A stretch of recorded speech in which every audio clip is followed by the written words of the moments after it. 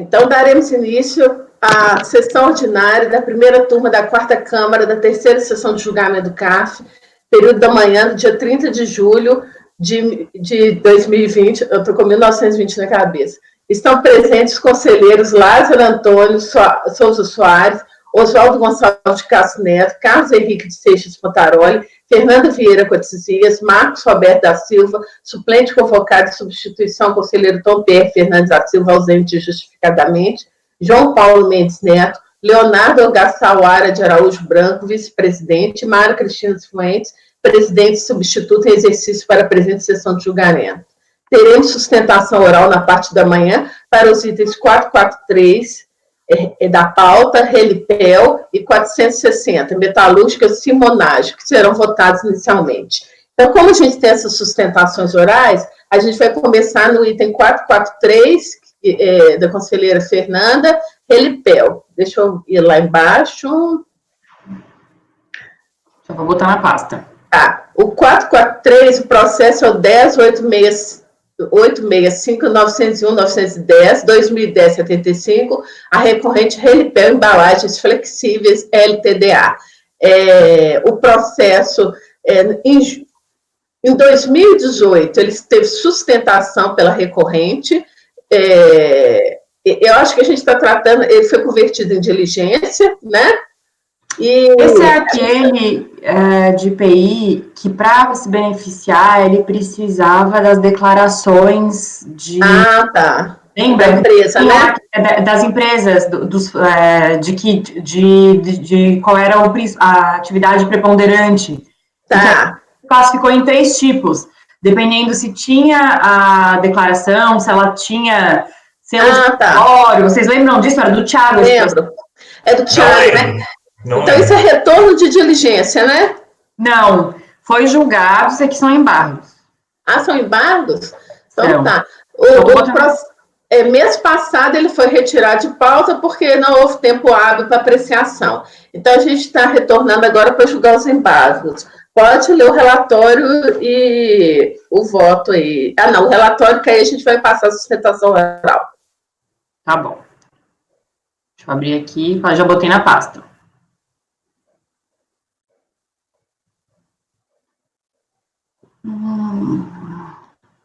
Vamos lá.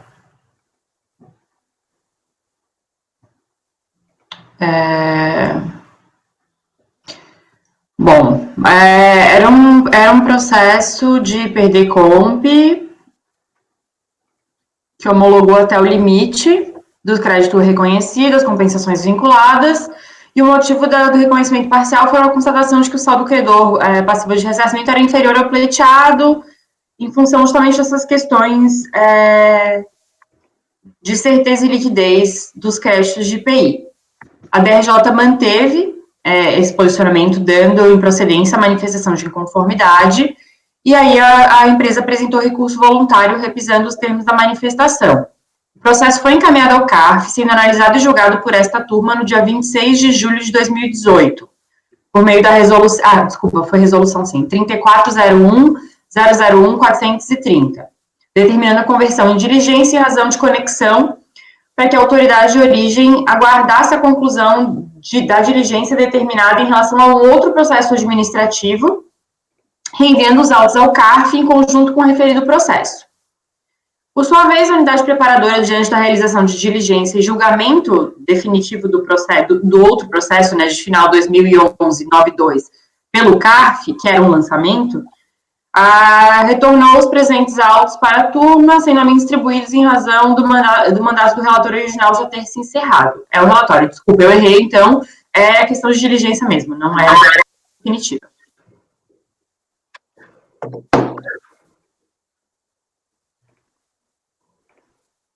Momento aqui que eu vou compartilhar o vídeo, é porque eu não abri o arquivo aqui do vídeo, deixa eu pegar aqui.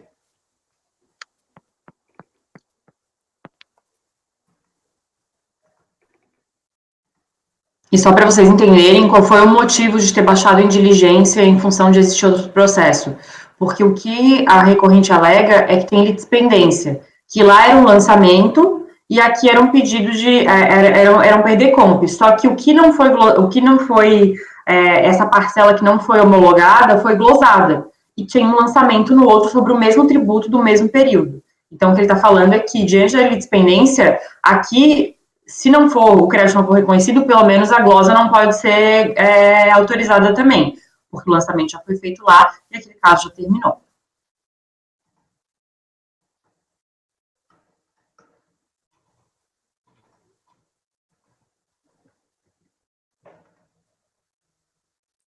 Bom dia a todos. Começou com som e acabou o som para mim. Tá sem som para mim. Eu não tô ouvindo também, não. Que faço? Não.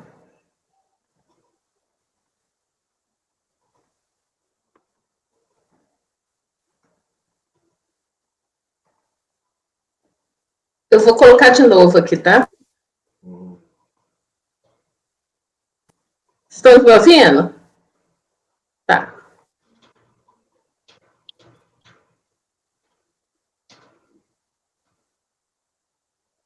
Bom dia a todos os conselheiros. Espero que todos estejam bem, considerando Tá sem som esse pra mim, cenário Mara. atual de pandemia que estamos Eu não tô ouvindo, vivendo e se adaptando bem. Eu não tô ouvindo. Agora não Todo mundo estou. ouvindo? Eu tô ouvindo. Eu tô ouvindo. Eu tô Eu tô ouvindo. Eu tô ouvindo aqui também. Ô, Leonardo, sai e entra de novo. Eu ouvi o comecinho, depois parou. Fernanda, tá ouvindo? Tô. Uhum. Eu vou falar sobre a recorrente Relipel Filmes Flexíveis. Trata-se do processo número 10865, 901, 910, 2010, 75, item 355 da pauta da sessão da manhã de 25 de junho de 2020. Relatora a doutora Fernanda. Na origem, se trata de despacho decisório que reconheceu parcialmente o direito de crédito relativo ao terceiro trimestre de 2007, pleiteado através do Perdicomp, transmitido em 16 de outubro de 2007, no valor de R$ 249.013,50 e homologou até o limite do crédito reconhecido, R$ 156.847,76, as compensações a ele vinculadas. Portanto, resta como contencioso o valor de R$ 92.165,74 acrescido de multa e juros, que é a parte que não foi reconhecida na compensação.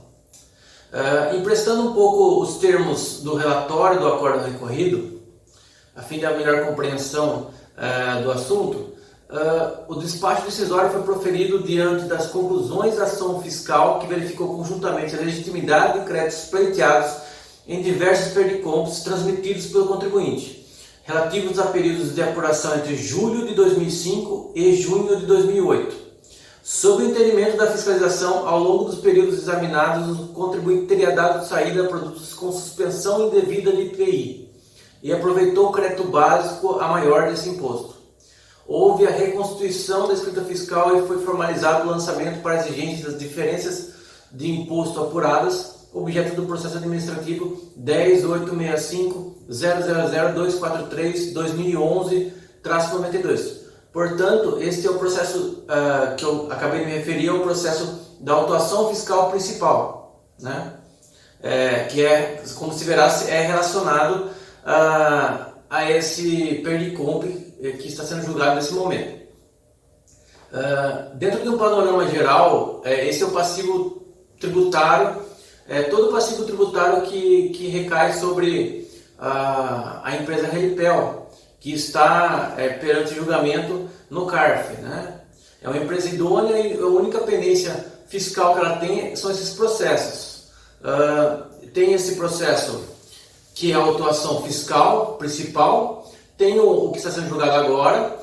Relacionado a essa autuação fiscal, inclusive o atual, tem 9 perdicomps relacionados, conexos, e mais uma outra autuação fiscal. Todos têm, na sua maioria, a mesma questão de fundo, como se verá.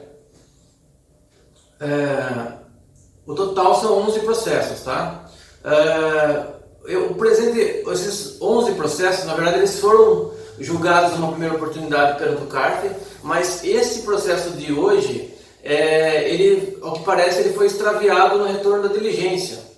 Então ele ficou para ser julgado hoje, mas os outros já foram julgados e cada um foi tendo um desfecho diferente, que eu vou falar um pouquinho sobre eles. Das duas atuações fiscais, que é a Conexa S e mais uma outra, tiveram o seu recurso especial admitido, então eles serão julgados ainda pela Câmara Superior do CARF, né? Os perdicompes, inclusive fora o atual que está sendo julgado hoje, eles ainda vai haver a intimação do despacho de inadmissibilidade do recurso especial e ocasião que será oposto agravo para atingir a mesma condição das autuações principais que serão julgadas pela Câmara Superior, né? Vale destacar que à época da transmissão dos perdicompes, a recorrente não incorria em qualquer litígio administrativo ou judicial acerca do IPI. Pelas datas, essas autuações foram posteriores à transmissão dos perdicompes. A fim de afastar a exigência fiscal como invocado na peça defensiva e também na recursal, pugna-se pelo reconhecimento do chamado bis in idem, pois valor expressivo da autuação principal foi objeto de parcelamento e o remanescente permanece em discussão, com possibilidade de sucesso perante a Câmara Superior.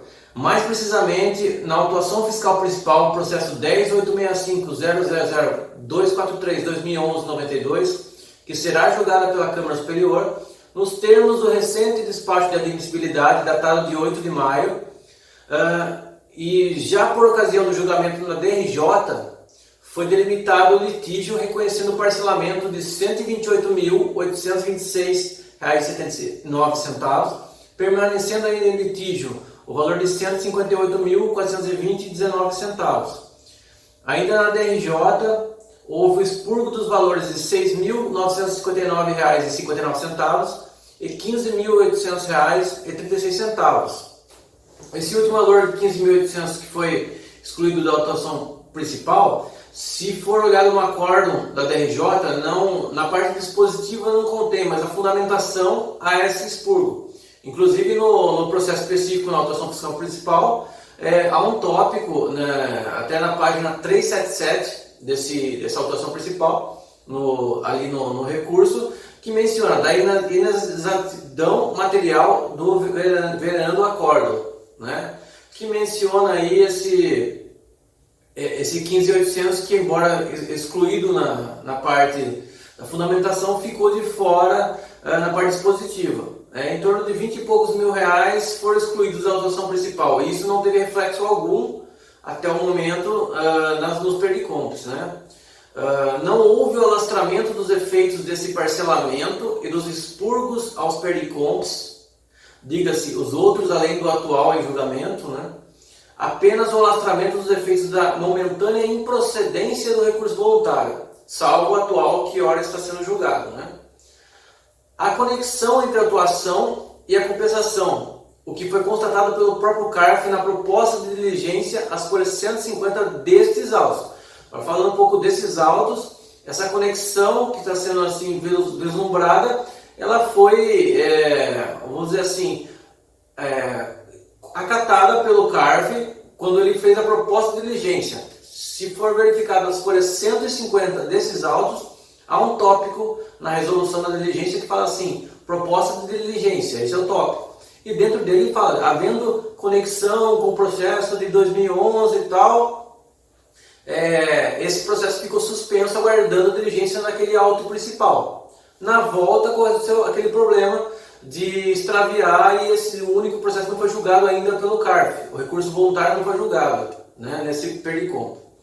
A cobrança de duplicidade sendo necessária em mínima hipótese a amortização da dívida ante o parcelamento da parte substancial da autuação sob pena de ofensa ao artigo 156 do CTN, bem como a extinção total ante a cobrança novamente na autuação fiscal principal. Então, nesse ponto, a conexão, como teve pagamento do parcelamento de montante expressivo, esse parcelamento tem que haver reflexos para os perdicompes, né, sob pena de infringência ao artigo 156 do CTN, que fala das hipóteses de extinção do crédito tributário.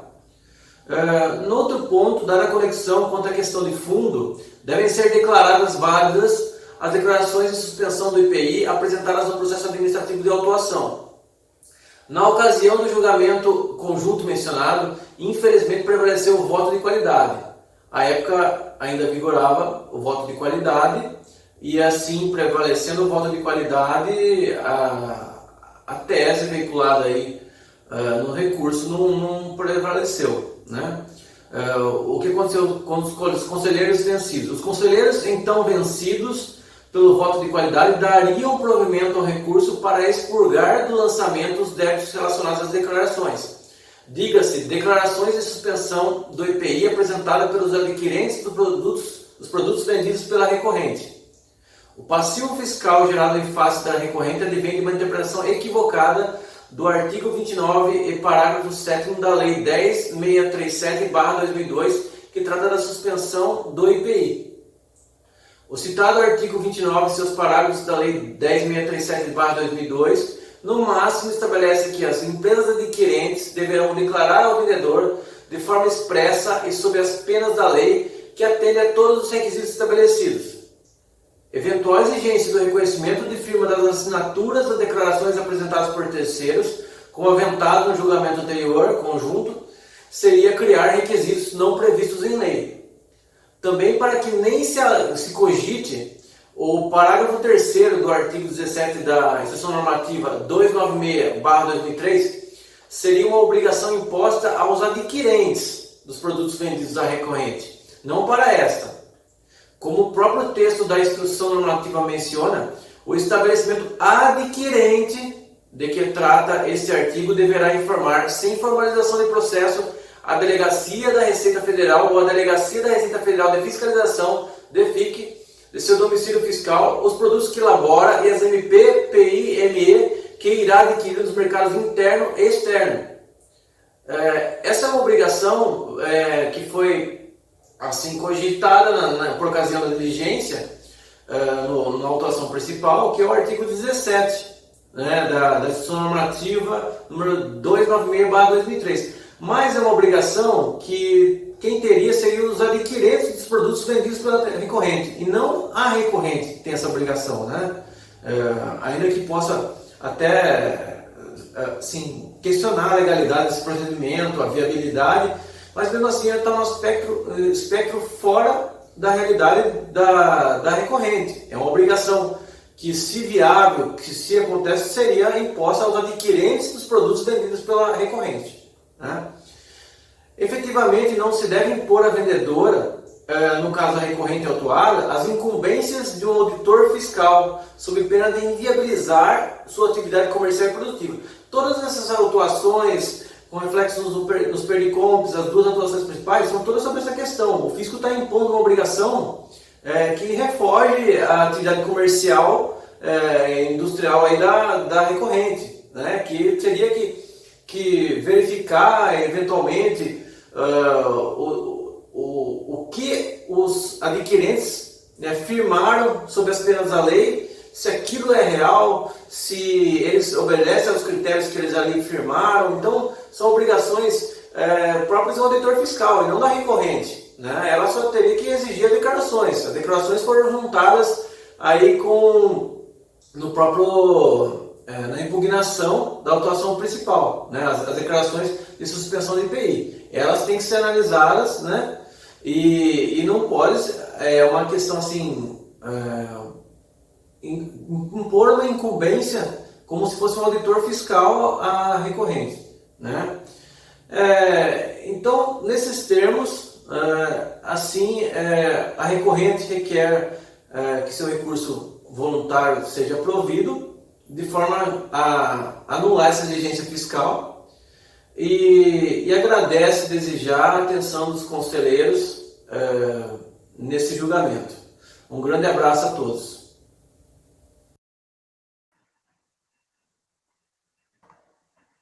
Eu estou interrompendo a gravação aqui. Fernanda, alguém quer algum esclarecimento? Então, pode ir para o voto, Fernanda.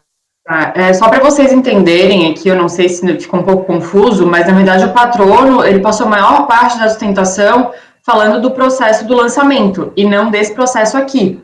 Então, caso vocês tenham alguma dúvida, eu juntei o PDF do processo, que é um processo pequeno, na minha pasta, e vocês vão ver que o último documento do processo é o nosso acórdão sobre o lançamento. Que aí que eu me confundi no início do relatório, mas é esse lançamento que nós discutimos a questão das declarações. Quais declarações nós aceitaríamos e quais declarações nós não aceitaríamos. Lázaro. Esse processo, essa autuação, essa glosa, só para esclarecer, aquelas situações já, me parece que é uma situação corriqueira, já que a gente vê, não sei se é o mesmo caso, tem alguma especificidade nessa situação. Eu vi que o auditor, estava lendo, ele fez a reconstituição fiscal da escrituração de IPI. Uhum. Nesses procedimentos, o que corriqueiramente ocorre é o auditor faz a reconstituição, ele verifica que a determinados períodos você poderia ter, por exemplo, algum saldo credor, e nesse período você diminui o saldo credor, mas permanece credor. Em determinados períodos, o contribuinte pede restituição, diz que tem saldo credor, mas da análise do fiscal, não apenas diminui o saldo credor, como gera saldo devedor. E aí é feita a atuação. Esse é o procedimento básico, que sempre é feito, que é o padrão. E por isso, você gera dois processos. Um processo de glosa e outro processo de autuação. Eles não podem ser juntos. Tem alguma coisa de diferente nesse processo? Não, aqui a questão é que, na verdade, ele desconstituiu o direito a crédito que ele tinha por não aceitar as declarações que ele fazia jus. Então, na verdade, assim, ele entendia que ele tinha direito ao benefício da suspensão, de vender com suspensão, etc., porque ele tinha declarações da maior parte dos clientes dele. Dos fornecedores, agora me confundi. Mas o que aconteceu foi que, quando ele apresentou essas declarações, quase todas todas, na verdade, foram negadas. Então, na verdade, não se trata de simplesmente apurar saldo credor e devedor, mas ele desconstituiu um suposto crédito que ele tinha. Não, isso aí eu entendi. Isso é a razão pelo qual o fiscal procedeu à reconstituição. Sim, mas aqui tem uma questão de erro de apuração. Ele está, na verdade, muito mais do que refazendo a apuração para pegar erro, ele está refazendo porque ele discorda do que era crédito, né? Sim, o fiscal você está falando. Isso. Sim, mas disso pode gerar um débito. E aí o auditor faz o lançamento. Nós já vai gerar, né? Vai gerar um débito. Centenas de processos aqui assim. Isso é corriqueiro. Então, se do julgamento aí tem que se ver o seguinte: quando parte da glosa do auditor, parte do resultado dele, de créditos, não vamos falar em glosa nem em lançamento, vamos falar em créditos que não foram admitidos. O fiscal, no procedimento, ele não admitiu uma determinada quantidade de créditos. Uhum. Se no julgamento nós admitimos parte desse crédito, é por isso que um dos processos ele fica na dependência sobrestada aguardando o outro. Mas porque ele não pediu crédito. O recurso voluntário dele, ele nem discute essa parcela do crédito que ficou controversa. Ele só quer que não seja glosado. Ele já entendeu que não vai ser homologado, então, assim, ele não discute o direito dele do crédito, dessa parcela do crédito que não tinha sido homologada. Ele só está falando que ele não quer que seja glosado o valor que não foi reconhecido, já que tem um outro lançamento. Não, você não entendeu. Quando nós temos ele fez o lançamento. Esse lançamento que ele está dizendo que ele não quer que seja, porque como lá já foi feito o lançamento e lá já foi julgado procedente, aquilo lá não tem nada a ver com o que está aqui. A única coincidência entre ambos é que se originaram de um mesmo procedimento fiscal em que a glosa de créditos feita pelo auditor tem duas consequências, ou pode ter duas consequências. Uma é a diminuição eu acho que isso aqui já não é mais fato, né? Eu acho que já está adiantando o teu posicionamento de direito. Eu nem li meu voto ainda. Não, mas é isso que eu quero saber. É essa a questão? Ou é isso que eu estou dizendo? Tem alguma especificidade? É essa questão, mas me parece que aqui, tipo, já entendeu o que tu precisava entender, já tá dando a tua opinião sobre o voto. Não, eu não entendi não, é justamente por isso que eu estou vindo te perguntar. Não, eu não estava perguntando, tu está dando uma aula sobre como fazer a apuração. É isso. Tem alguma, então, a pergunta objetiva, tem alguma especificidade diferente? Não, pronto, está respondido. O Oswaldo quer falar alguma coisa, Oswaldo? O microfone. O Marcos primeiro. Marcos, primeiro. Fernanda, eu tenho uma dúvida objetiva, porque mencionado ali, pelo menos acho que você comentou, eu li no seu relatório, é o bis in idem, que está cobrando 2 vezes. Onde é esse ponto?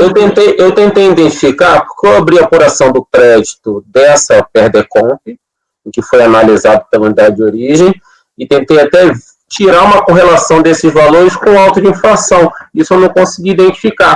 Por isso que eu estou perguntando, em que ponto, onde você conseguiu identificar onde é que esse bis in idem que ele alega?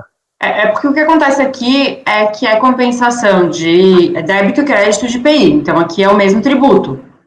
E aí o que ele fala é o seguinte, o período que a fiscalização lança envolve o que ele está querendo se creditar, onde está o débito e onde está o crédito. Então, teoricamente, a fiscalização teria refeito a apuração da mesma forma para os 2 processos. Não, aí eu acho que não, porque eu acho que eles fazem isso, praticamente foi até como o próprio Lázaro falou ainda há pouco, é feito simultâneo.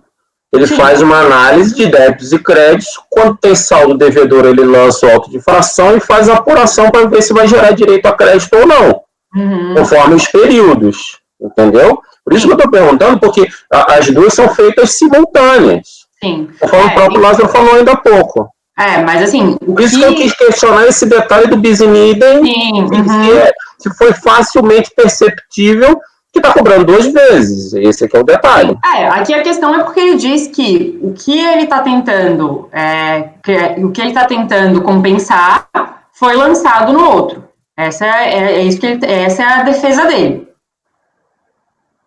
Vamos ouvir o voto da Fernanda e depois pega e volta a discussão. Eu ia perguntar a mesma coisa que o Marcos, mas acho que a Fernanda vai discorrer no voto. Então vamos ver se ela... vamos. Considerando que o conhecimento do recurso já foi analisado anteriormente, passo diretamente à análise do mérito. Tal qual destacado no relatório, verso presente sobre Perdecomp parcialmente homologada, em que o contribuinte discute em sede de recurso voluntário a parcela não homologada dos créditos pleiteados, definindo a necessidade de revisão do entendimento apresentado na decisão de piso diante da litispendência administrativa em razão do lançamento realizado no processo de final 2011-92, sob pena de reconhecimento do débito em duplicidade. Assim, faz necessário iniciar a análise, trazendo aos autos o desfecho do processo 2011-92, já que foi objeto de decisão definitiva administrativa, conforme se verifica pelo acórdão 3401-006-600, proferido em 18 de 6 de 2019 por esta turma, emendado nos seguintes termos. Aqui a gente negou provimento, como o patrono destacou, uma parte foi por voto de qualidade, uma parte foi por unanimidade, uma parte foi por maioria, mas enfim, o resultado foi negar provimento ao recurso de forma total. Por sua vez, a DRJ de Porto Alegre defende a glosa da parcela não homologada, entendendo que não há litispendência nos seguintes termos. Aí o que eles falam é o seguinte: em síntese, o reconhecimento parcial do crédito pleiteado decorre de 2 situações. A apuração, que é exatamente a verdade o que o Lázaro defende, né? A apuração de débitos no curso da verificação fiscal, objeto do estado auto de infração, e a glosa de crédito considerados indevidos, formalizada no despacho decisório e devidamente detalhada no demonstrativo de créditos e débitos que acompanham o DDE. Em sua manifestação, o contribuinte não contestou a glosa do período em análise, que totaliza R$ 270, limitando-se a alegar que o débito exigido, referente ao auto de infração, foi em parte impugnado e parte parcelado, e requer insubsistência do despacho decisório, pois em sua existência estaria diante de bis in idem. Tal alegação não procede. No âmbito do processo 2011-92, estão sendo exigidos os valores relativos aos débitos de IPI, apontados no auto de infração e na esfera deste processo. Está sendo cobrado o saldo devedor dos tributos objeto de compensação, que remanescem em virtude da homologação parcial da compensação declarada, motivada pela insuficiência do crédito, conforme explicitado no demonstrativo. Portanto, não havendo bis in idem. Apresentados os argumentos de ambos os lados, alguns comentários sobre o contexto fático dos autos tornam-se necessários. Tanto o auto de infração quanto o presente processo versam sobre IPI, não abrangendo nenhum outro tributo. 2. O lançamento fiscal realizado nos autos do processo 2011-92 abrange todo o período de apuração do PRD-COMP e hora discutido, que é de 1º de 7 de 2009 a 30 de 9 de 2007. Visto que se refere a fatos geradores de IPI ocorridos entre abril de 2006 e final de junho de 2008, de abril de 2006 a junho de 2008 é o lançamento, e o PRD-COMP é o terceiro trimestre de 2007. 3. O processo que discutiu o lançamento já transitou em julgado em favor do fisco. Aqui ele até traz uma informação que eu não tinha, de que tem uma parte ainda que ele colocou para recurso especial, apesar da maior parte ele já ter pago, né, já ter feito parcelamento. De forma que o crédito tributário já foi definitivamente constituído, não havendo débitos a serem discutidos no que se refere ao período de apuração em questão. Diante disso, duas questões do recurso voluntário devem ser separadamente analisadas: o pedido de homologação dos créditos não reconhecidos pela decisão de piso e, em caso de manutenção da decisão, a existência ou não de litispendência de seus dobramentos sobre os valores glosados. No que se refere ao crédito pleiteado, diante da ausência de novos argumentos e provas nos autos que demonstrem o direito da recorrente, não estão atendidos os critérios de certeza e liquidez necessários à homologação da parcela não deferida. Assim, entendo que a decisão da DRJ foi acertada e deve ser mantida neste ponto. E aí, aqui, o que é de fato a discussão, né? No que se refere à glosa dos valores não homologados, entendo que o assunto merece mais atenção. Isso porque o Instituto da Litispendência é indispensável à garantia da segurança jurídica, não podendo ser relevado ao estado de mero argumento processual da parte. De acordo com a recorrente, a litispendência estaria configurada diante da glosa dos valores não homologados, os quais já teriam sido objeto de lançamento fiscal nos autos do processo 2011, de final de 2011-92, transitado e julgado a favor do fisco, já que foi alvo de parcelamento pelo contribuinte. Assim, diante de eventual não homologação da parcela do crédito à hora discutida, requer a recorrente que o mesmo seja declarado extinto. Considerando que o processo presentes autos e o processo de final 2011-92 possuem as mesmas partes, discutem o mesmo tributo, IPI, e versam sobre períodos coincidentes, ainda que o período do auto de infração seja superior ao aqui discutido, aquela abrange a totalidade do período indicado no PRD-COMP, tendo sido ambos analisados pela autoridade fiscal e tido como desfecho a apuração de que existia débito em aberto relativo ao terceiro trimestre de 2007, o que motivou o fisco, em ambos os casos, a exigir os referidos valores. Entendo que resta configurada a litispendência alegada pela recorrente. Tendo o processo 2011-92 já transitado em julgado a favor do fisco e a hora recorrente já aplicado para o processo de parcelamento, conforme comprovam os presentes autos, entendo que assiste razão à recorrente e que a glosa deve ser afastada. Nesses termos, voto pelo parcial provimento do recurso voluntário para afastar a glosa sobre os valores não homologados. É como voto. Alguém gostaria de falar? Agora o Lázaro pode continuar. Oswaldo. Tá vendo como foi bom falar naquela hora? Agora já não preciso falar mais nada. Mas a discussão tem um horário específico dentro do processo, né? Oswaldo. Quando baixou, então, foi verificado na escrituração dele, de que realmente os valores, porque eu baixaria para isso, eu já não lembro mais, minha memória é pior que de peixe dourado. Quando baixou para diligência, o que foi feito? Foi analisada a escrituração dele para ver o montante de crédito que ele tinha no RAIP naquele período e o montante de débito, e aí sim comparou o valor do auto de infração com o valor da totalidade das glosas. Isso foi feito? Não, na verdade, não tinha essa dúvida. A única questão, se baixou simplesmente para esperar o resultado do outro processo, porque pela visão do relator na época, que era o Thiago, a única coisa que precisava ser analisada era o lançamento vai prevalecer lá ou não, para eu saber se aqui dá para glosar ou não. O Thiago, ele fez toda a indicação de diligência, pelo que dá para ver, né, na resolução, querendo conferir se tinha litispendência ou não. Essa era, de fato, o objetivo da diligência. Eu acho que, e aqui são várias questões aqui. Eu vou pular as questões de ordem de lançamento, se é lançamento por homologação, se no caso do IPI se aplica a súmula do CARF que permite a revisão dos créditos, se não se aplica, se aplica o RIP, que é específico, dizendo que tem que lançar de ofício, não pode glosar. Vou pular toda a discussão de direito. Acho que nós temos uma discussão de fato que merece esclarecimento com contra-diligência. Vai precisar baixar para analisar a escrituração contábil dele, para ver o montante de débitos, o montante de créditos, o montante de débitos que foram glosados nesse processo e o montante de débitos que foram lançados, para a gente poder ver se tem duplicidade. Eu não sei dizer. Hoje eu não sei dizer. Porque o que pode ocorrer, eu até desenhei aqui, enquanto o cara estava falando, enquanto você estava falando também, eu também desenhei a situação de fato. Porque eu só estou externando o que eu estou pensando, tá? Você pode ter lá um montante, ele indicou na escrituração dele um montante assim de débito e um montante assim de crédito, o que deu um montante assim de valor a restituir.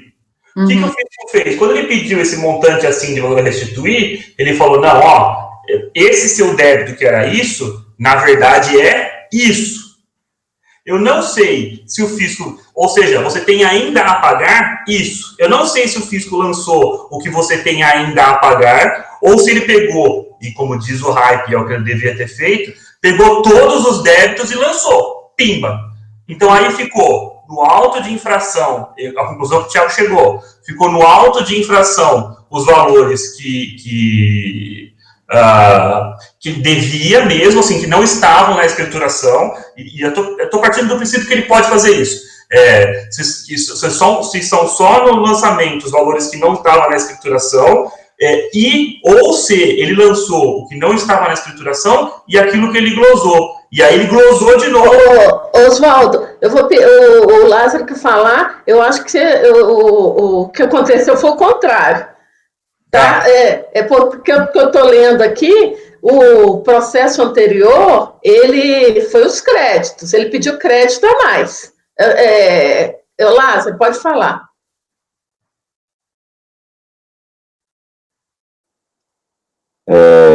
Não, eu pedi porque, Oswaldo, não é esse o procedimento. A gente já julgou aqui não sei quantos processos. Isso aqui, as fiscalizações do IPI, todas são do mesmo jeito. Não é assim. Você faz período a período, você vai fazer, o cara tem um pedido de compensação. Esse pedido de compensação pode gerar um auto de infração para ele. Você vai fazer uma fiscalização, você vai ver se ele tem os créditos. Se ele não tem a mesma, eu acabei de falar, não tem aquela quantidade toda de créditos, você diminui o que ele tem para compensar. E aí, aquele valor que ele compensou indevidamente, você não faz lançamento nenhum. Quando começou o processo, e por isso eu fiz a pergunta e a parte, a conselheira Fernanda, foi pelo seguinte, tem um processo meu, foi o primeiro que eu joguei isso aqui, da FOR. O que aconteceu lá? Situação parecida. O cara glosou valores em DCTF. A DCTF já é Constituição de Crédito, você já escreve direto em dívida ativa, já vai lá cobrar. Só que o cara lançou uma outra infração disso. Aí você teve bis in idem. Você teve duas cobranças. Você não pode fazer isso. Tem lei dizendo que você não pode fazer isso. Aqui é uma outra situação. Aqui você foi ver o crédito do cara, para ver se ele tinha aquele crédito. Aí você não encontrou o crédito suficiente, você glosa você fez a glosa. Não sobrou crédito suficiente, você não homologa aquela parte da compensação. Isso é um ponto. Se nesse período, não é como você está falando, aquele bolo que você jura, não é aquela forma que você falou. Se em um outro período, além de você não encontrar o crédito o saldo credor que ele quer, você ainda apura débito, você não homologa o pedido dele, e o que você encontrou de débito, você lança. São créditos distintos. Se você encontrou débito império, você não pode deixar esse débito lá. O cara diz, eu tenho 100 mil de crédito. Aí o fiscal vai lá, não, você não tem 100 mil de crédito, você tem 200 mil de débito. Você não homologa os 100 mil de crédito dele, que ele pediu em compensação, e faz uma outra infração cobrando 200 mil. É procedimento padrão, como eu estou te falando. Agora, minha dúvida com o conselheiro Fernando que eu coloquei naquela hora era para saber se não era o caso de você além, não ter encontrado saldo devedor nenhum, você não encontrou saldo devedor, você glosou e não considerou que Perdecomp já era confissão de débito e fez uma autoinfração em cima do mesmo valor. Aí é bis in idem. Na verdade, Lázaro, eu estou olhando aqui no o auto de infração do lançamento, né? O lançamento. O que ele lançou foi sobre as saídas dos produtos de fabricação própria com suspensão indevida do IPI e o aproveitamento de crédito a maior em aquisições relacionadas a um demonstrativo específico. Então, de fato, como esses processos eles são do mesmo período, teoricamente, o que ele tentou compensar aqui eram débitos de IPI que ele já entendia que ele devia, e não eram das saídas isentas. Então, de fato, eu vou mudar minha decisão aqui e vou negar provimento. Carlos, você queria falar alguma coisa? Não, já me dei por satisfeito já com a explanação do Lázaro. Marcos?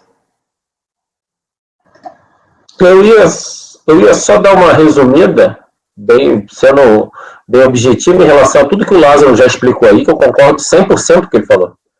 Então, eu ia só resumir, para tentar ajudar os colegas em relação à origem do crédito, ao débito que consta na Perdecomp, ao débito que foi lançado no auto de infração, mas aí, como a conselheira Fernanda já entendeu, então eu não vou nem resumir mais, já está ok, então. Ok. Eu só resumi o que o Lázaro falou. Isso eu entendi e com a devida vênia ao conselheiro Lázaro, o que acontece na prática é interessante, mas a gente tem que ver o que acontece na lei. E especialmente em direito aduaneiro, a gente diz, cada fiscal é uma alfândega, eu não posso garantir que todo mundo pratica a mesma coisa.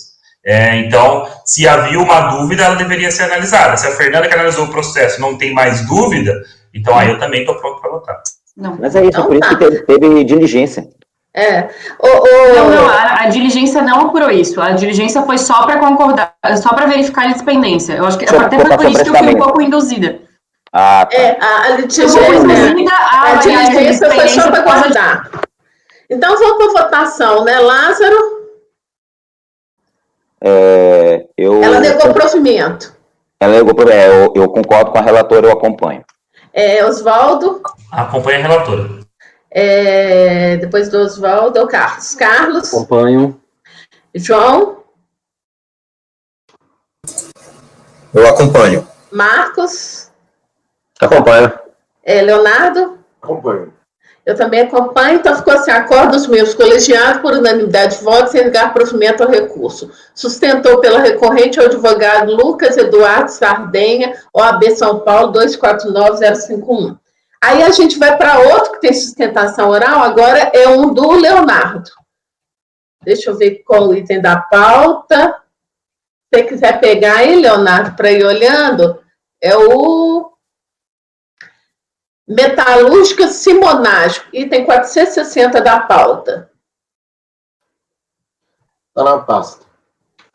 Então, deixa eu só proclamar aqui, processo 11.020.720.457/2012-64, recorrente Metalúrgica Simonágio LTDA, relatoria do conselheiro Leonardo Ogassawara, de Araújo Branco. Pode ler, Leonardo, o relatório e a gente passa a sustentação oral.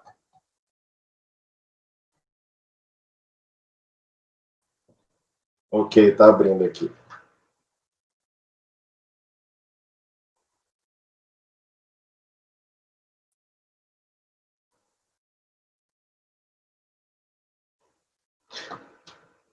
Pronto. É um caso de decretação de nulidade. Bom, julgamento dos autos de infração de folhas tais, lavrados em decorrência da constatação de recolhimento ao menor de PI, lançado em virtude da utilização de créditos básicos indevidos.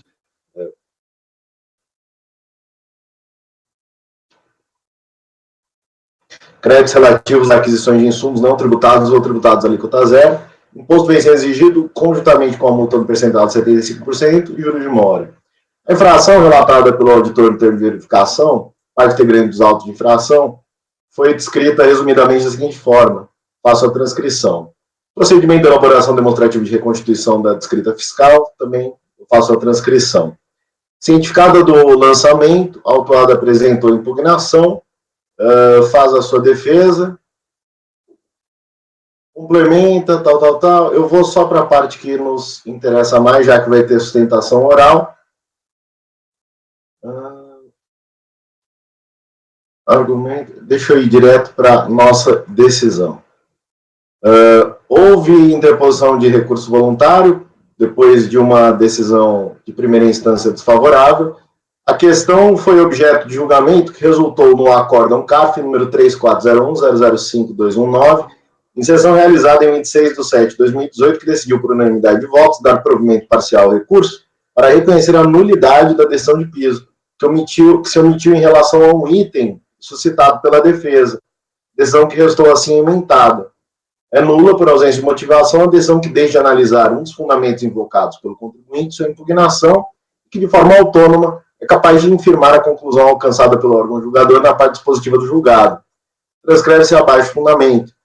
Quanto à nulidade da decisão a qual, por não ter analisado todos os argumentos vertidos pela contribuinte sua impugnação, de fato a nulidade por ausência de motivação, quando a decisão que deixa de analisar um dos fundamentos constantes da impugnação, que de forma autônoma seria capaz de afastar a disposição do quando decidido, nos termos do artigo 33 do Decreto 7235, 489 do CPC e do 9º do artigo 93 da Constituição. Também, não obstante, diante da inexistência de previsão de embargo de declaração dirigidos ao julgador de piso, recurso voluntário na condução do expediente recursal ordinário aplicável à espécie, previsto pelo decreto, resta como única saída para o particular no desejo de afastar a omissão do acórdão recorrido. Observe-se que o pronunciamento, especificamente aqui a questão é quanto ao lançamento de IPI sobre produtos vendidos com fim específico de exportação a empresas comerciais exportadoras, que teriam o potencial de afastar ainda que parcialmente o lançamento.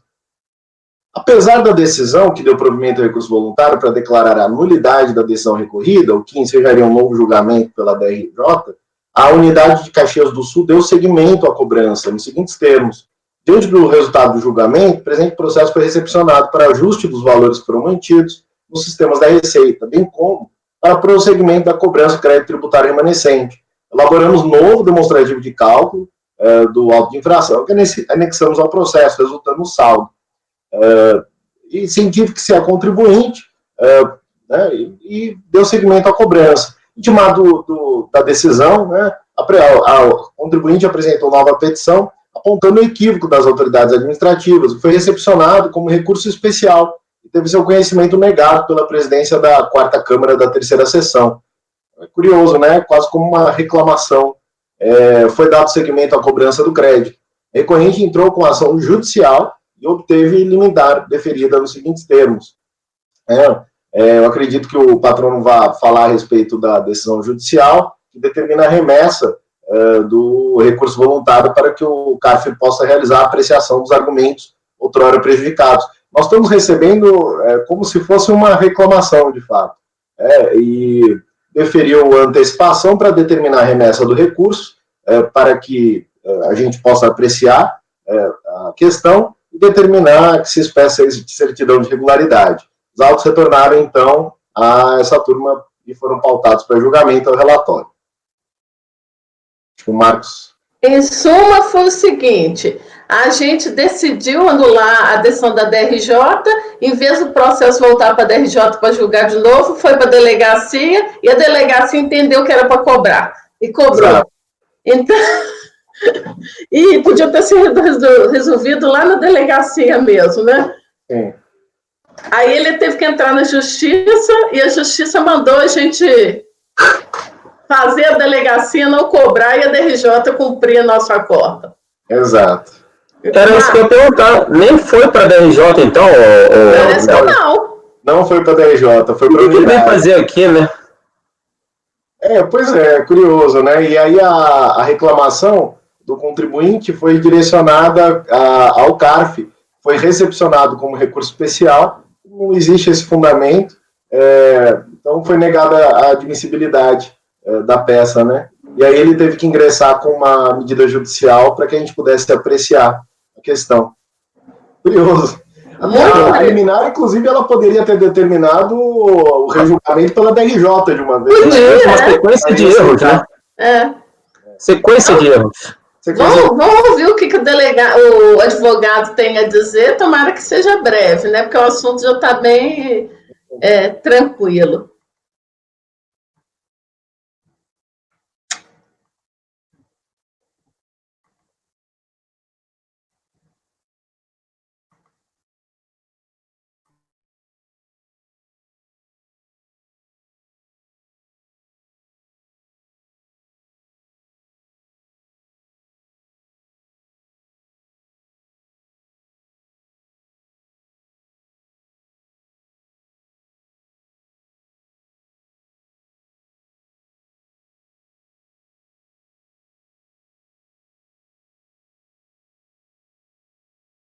Tá dando o mesmo problema que deu naquele dia. O link não tá. Eu não tô conseguindo pôr o link aqui. Manda para mim, Mara. Deixa eu te mandar aí.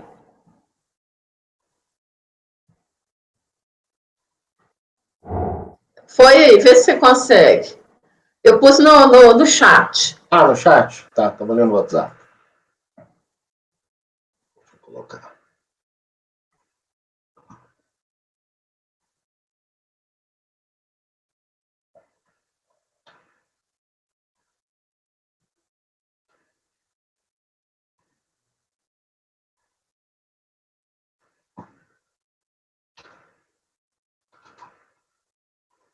Pronto.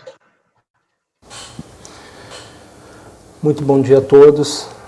Gostaria de, em primeiro lugar, de saudar a primeira turma ordinária da 4ª Câmara, da 3ª sessão do Conselho Administrativo de Recursos Fiscais, na pessoa do conselheiro presidente, do conselheiro relator e dos demais conselheiros julgadores presentes nesse julgamento virtual, e destacar de plano que a recorrente resolveu fazer uso da palavra nesse julgamento, no intuito de destacar alguns pontos que entende relevantes para a solução da questão.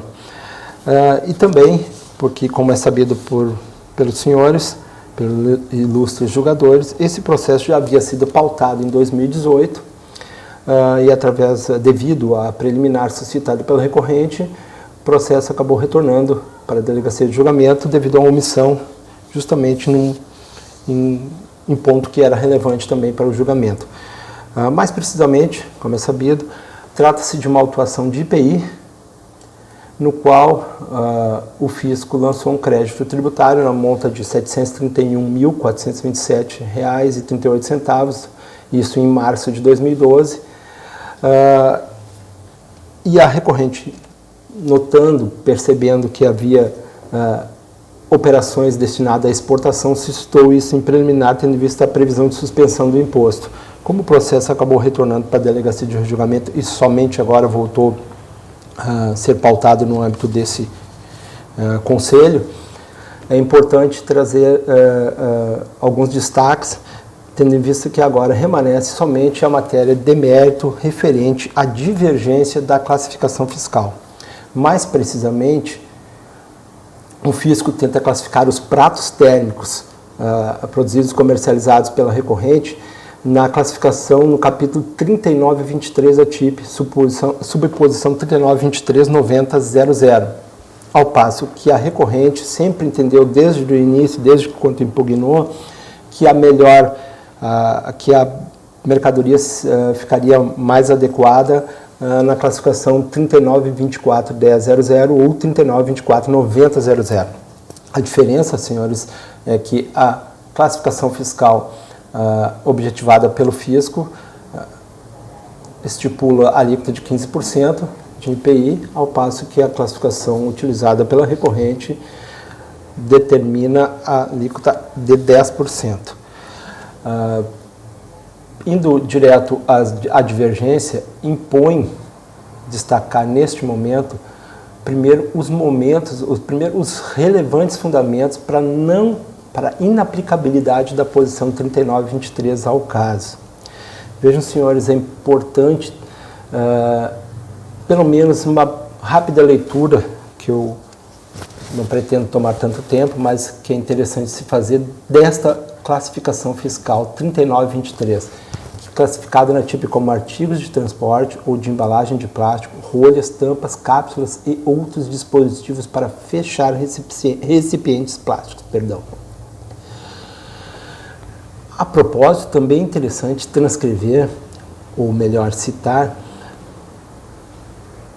as notas explicativas desta posição, que diz o seguinte, abre aspas, a presente posição abrange os artigos de plásticos que sirvam corretamente para a embalagem ou transporte de qualquer tipo de produto. Entre eles podem citar-se, letra A, os recipientes tais como caixa, caixotes, engradados, sacos, incluídos de pequeno porte ou cartuchos de saco de lixo, tambores, garrafões, bidões, garrafas, frascos, etc. Como se vê, senhores, essa posição 3923 não inclui em nenhum dos seus descritivos o uso pessoal, que é o que a recorrente sempre defendeu desde o início, que os pratos térmicos comercializados por ela se destinam ao uso pessoal para alimentação, não somente para transporte de alimentos. E o principal ponto, que nesta posição 3923 objetivada pelo fisco, os pratos são sempre vendidos preenchidos, ao passo que os pratos térmicos comercializados pela recorrente são vendidos vazios. A analogia que a recorrente buscou, através do estudo deste caso, diz respeito que a gente pode citar aqui algumas soluções de consulta da Receita Federal da 10ª Região Fiscal, em que foram analisados o caso das garrafas térmicas, né? Não são exatamente os pratos térmicos comercializados pela recorrente, mas é, sem dúvida, um artefato análogo. A solução, por exemplo, a solução de consulta número 104 de 2010 define as garrafas térmicas com paredes externas e internas de polietileno de alta densidade, isolamento térmico, de poliuretano expandido, próprio para conservação em temperatura de bebidas, a popular garrafa térmica, na classificação 3926-9090. E assim eu poderia citar também a solução de consulta número 103, 105, a solução de divergência coana também da 10ª Região Fiscal número 205, também definindo o caso das garrafas térmicas na classificação 3926, ao passo que neste caso o fisco também pretendia que este produto fosse classificado na posição 3923, no qual não logrou êxito, justamente porque o produto era vendido para posterior preenchimento pelo usuário, pelo consumidor, e não para o vazio, como era o caso das garrafas térmicas. Sem dúvida é um caso que pode se aplicar aos pratos térmicos ora analisados nesse julgamento, pois esse também é comercializado de forma vazio, para posterior preenchimento. Além desse caso, também a gente pode trazer para esse julgamento uma posição do tema pela Organização Mundial das Alfândegas, que em 2014 publicou uma sequência de 3 opiniões quanto a classificações extremamente importantes, que foram posteriormente inseridas no nosso sistema normativo. A Organização Mundial das Alfândegas, então, definiu a posição 3923-10-1 como recipiente consistido em uma combinação de bandeja de plástico e uma tampa redonda de plástico utilizada para mostruário, embalagem e transporte de alimentos. Da mesma forma, o parecer da Organização Mundial das Alfândegas também definiu a posição 3923-10-2 e 3923-10-3. Todos os 3 casos, o que se constata é que os produtos mencionados, os recipientes foram produzidos para abrigarem mercadorias, alimentos a serem postos à disposição do consumidor. Ou seja, a compra de alimento já embalado, o que difere no caso presente, ou seja, o consumidor vai comprar a embalagem com o alimento preenchida, diferente do caso da recorrente, que o consumidor compra o prato térmico vazio para posterior preenchimento e uso pessoal. Além desse caso, que também outro ponto a fim de sublinhar a inaplicabilidade da classificação 3923 pretendida pelo fisco, a gente pode citar o caso das maletas de ferramenta, que também foram classificados em soluções de consulta definidas pela COSIT na posição 3926. Por qual motivo? Também por serem vendidos de forma vazia, para posterior preenchimento com ferramentas ou outros utensílios até que a pessoa ou que o consumidor queira dar ou queira utilizar. Ou seja, tanto no caso das garrafas térmicas quanto no caso das maletas para as ferramentas foram desclassificadas da posição 3923 pretendidas pelo fisco para 3926, justamente por serem vendidas vazias, ao passo que a posição 3923 pressupõe que o produto venha já dentro da embalagem para ser vendido ao consumidor final. Essas decisões referente às maletas de ferramentas estão num parecer que eu vou citar logo em seguida, que é um dos principais pontos que eu gostaria de destacar para esse julgamento. É que em 2017, já com o recurso em trâmite dentro do Conselho Administrativo de Recursos Fiscais, a recorrente tratou de protocolar um parecer técnico emitido pela CEMPEC, Centro Profissional de Comércio Exterior, no qual a posição foi muito estudada por 2 consultores técnicos de maneira minuciosa e fazendo conclusões taxativas. Qual o intuito da recorrente com esse parecer? É que a questão não fique mais somente na palavra da própria recorrente, e se tenha em si um parecer independente, um parecer técnico de especialistas em classificação fiscal. O que esse parecer nos mostra? Num primeiro momento, esse parecer, juntado nesse processo mais precisamente em 7 de julho de 2017, os consultores técnicos do Centro Profissional de Comércio Exterior tratam de elencar razões para rechaçar a classificação pretendida pelo fisco. Né? E qual a principal alegação dos consultores? É justamente o que eu já acabei de citar.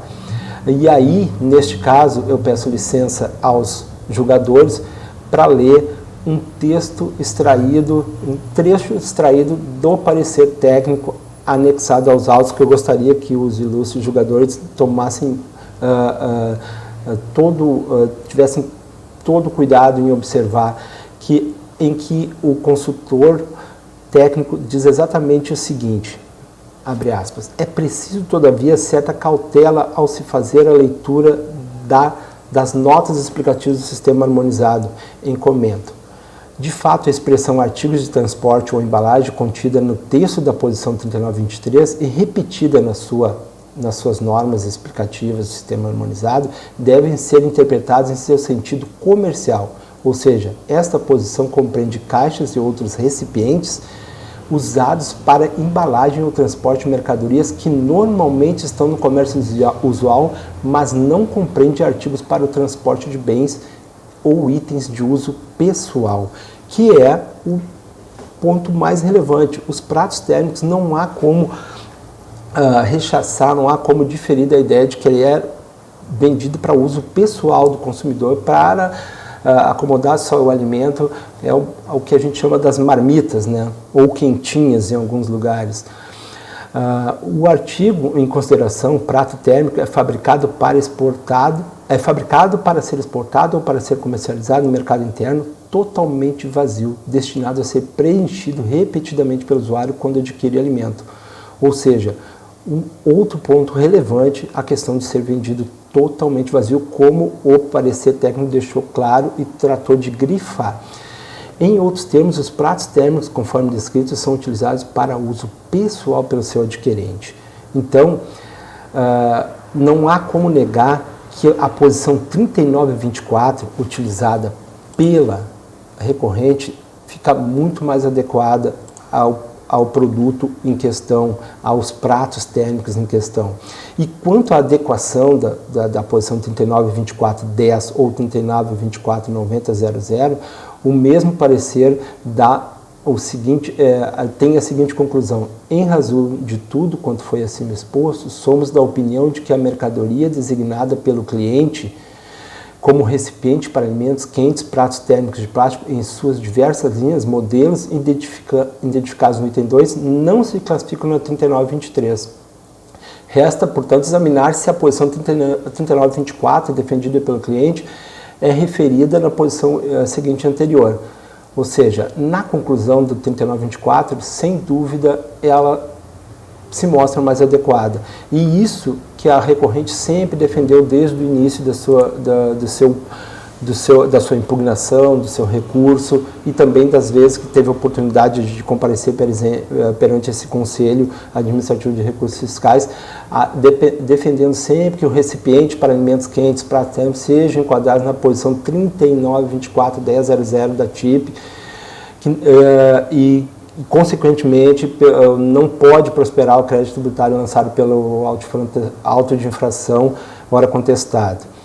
Enfim, senhores, eram essas as defesas, eram essas as partes principais do recurso e principalmente a relevância do parecer técnico juntado em julho de 2017, que a recorrente gostaria de sublinhar, deixar bem destacado, no intuito de colaborar com o julgamento desse recurso tão importante para o contribuinte no caso em questão. Sem querer me estender mais, me despeço de vossas senhorias.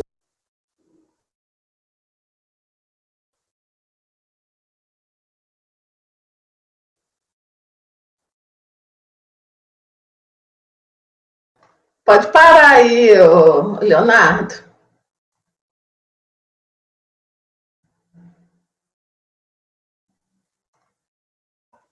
Pronto. Parou? Pronto.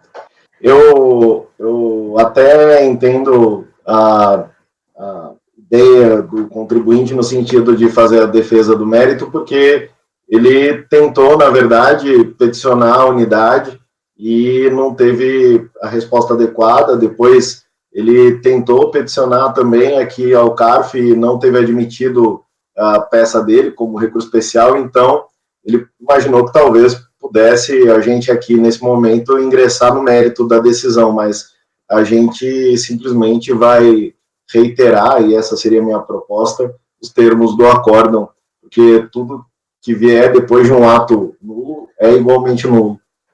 Então, como se percebe, esse lema decorre da falsa compreensão do resultado do julgamento proferido e incorporado no acórdão 3401005219. Naquela ocasião, decidimos pela nulidade da decisão em razão do não enfrentamento dos fundamentos. Assim, antes que se prossiga a cobrança, é necessário que haja nova aprovação de acórdão por parte da primeira instância administrativa. A série de equívocos que se seguiram nesse processo deram-se em decorrência da interpretação daquele julgamento, o que indicaria a nulidade de todos os atos subsequentes ao julgamento do recurso voluntário, tendo em vista seu descumprimento pela DRJ, o órgão julgador a cor. Por tal motivo, voto para dar provimento ao recurso voluntário para que seja dado cumprimento ao acórdão 3401.005.219. Eu vou até complementar para que fique claro dessa vez, para que haja, para que a DRJ profira um novo julgamento. Isso que eu ia te sugerir, Leonardo, colocar aí, para que retorne o processo para a DRJ, para que ela cumpra o determinado, né? Colocar de maneira pedagógica. E que a DRF se exima das cobranças enquanto não houver decisão definitiva. Colocar, porque senão eles vão... O artigo 151 do CTN. Não, coloca aí uma chamada aí no final para eles verem, né? Claro. Né? Porque quem está encaminhando esse processo aí não está entendendo direito o que é para fazer, né? Exato. Vamos para a votação, Lázaro? Acompanha o relator. Oswaldo? Acompanha o relator. Carlos? Acompanho. Seria Marcos, né? Ana Fernanda? Acompanha o relator. Marcos? Acompanho. Eu também acompanho o relator. Então, acorda os membros colegiados por unanimidade de voto em dar provimento ao recurso, sustentou pela recorrente o advogado Ângelo Márcio Souza Gonçalves, OABRS 6469. A gente agora não tem mais sustentação oral na parte da manhã, então a gente ficou com 5 processos de ontem, e 5 são de drawback, né, Oswaldo? 5? São 3 de drawback, 2 de drawback e 2 de multas e o resto de multas aduaneiras. Um de cigarro. Eles são complicados? Não. O mais complicado era aquele que a gente tirou de pauta. São bem tranquilos. Então tá, eu sugiro da gente começar por esses aduaneiros, porque pode dar mais discussão e a gente está com a cabeça mais fresca ainda, porque se deixar para o final da tarde vai estar todo mundo cansado. Então a gente começa agora por esses aduaneiros e depois a gente volta para a pauta de IPI e PIS/COFINS. O que vocês acham? Concordam? Então põe na pasta, Oswaldo, põe os 5 já de uma vez para a gente tentar dar andamento para eles. E a gente vai começar primeiro pelo 426 da pauta de ontem, que é o 16.408.000.487/2007-62. Brascarbo Agroindustrial. Peraí, deixa eu colocar aqui. Brascarbo já está na pasta, Renar também já está na pasta.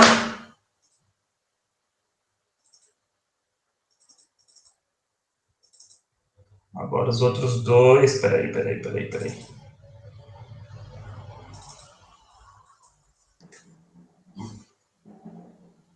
Eita. Deu uma travada aqui. Ele tá indo aqui, tá? Daqui a pouco vai aparecer os 5, tá? Deu uma travada aqui na conexão. Posso começar o Brascarbo? Pode começar. Já proclamei aqui. No espírito mais republicano possível, eu vou resumir o relatório. Nós vamos tratar de quê aqui no Brascarbo? O processo de drawback. Então, se existe a necessidade de vinculação física no drawback, ponto 1. Ponto 2, vinculação física, o que eu chamo? Se existe a necessidade de toda a mercadoria importada ser posteriormente industrializada e posteriormente exportada, isso que se chama de vinculação física. 1. 2, se o fato de controle de estoque implica automaticamente a não comprovação da vinculação física. 2. E 3, decadência em caso de drawback. É o relatório. Pode ir para o voto. 2.1. A acusação fiscal em tela é descumprimento do princípio da vinculação física, que não sei o que chama princípio, em regime especial da lei de drawback. Pormenorizando, a fiscalização acentua que, ao deixar de apresentar livro de estoque que demonstre segregação entre a mercadoria importada e exportada, a recorrente deixou de comprovar que toda a mercadoria importada em regime aduaneiro especial foi industrializada e posteriormente exportada. Ela disse, para você demonstrar que tudo que você importou foi posteriormente exportado, você precisa ter um livro de controle de estoque que se separe a mercadoria importada e a mercadoria nacional.